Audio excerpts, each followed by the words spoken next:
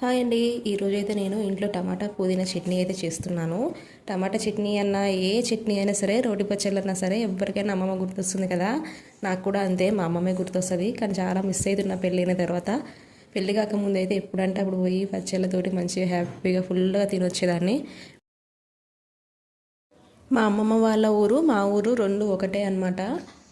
ఇక మా ఇంట్లో తినడం తక్కువ, మా అమ్మ వాళ్ళ ఇంట్లో తినడం ఎక్కువ. ఎక్కువ అయితే మా అమ్మమ్మ వాళ్ళ ఇంట్లో తినే మేము పెరిగాము, నేను కానీ మా తమ్ముడు కానీ.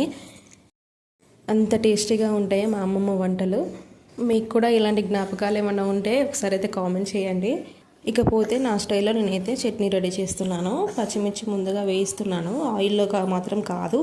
ఎందుకంటే ఆయిల్లో వేయిస్తే నాకు పచ్చిమిర్చి అంత కారంగా అనిపించవు. నాకు చప్పచప్పగా ఉంటే అస్సలు నచ్చదు, ఏ కర్రీ అయినా సరే చట్నీ అయినా సరే.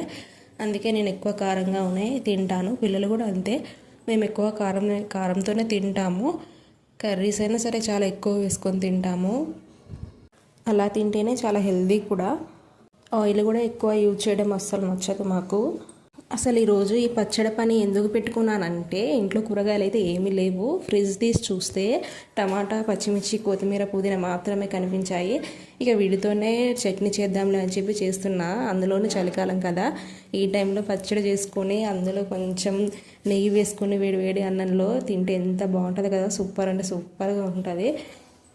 రైస్లోకే కాదు, ఇడ్లీ కానీ దోశ కానీ ఏ టిఫిన్లోకైనా ఎక్సలెంట్ ఉంటుంది, ఉప్మాలోకి కూడా.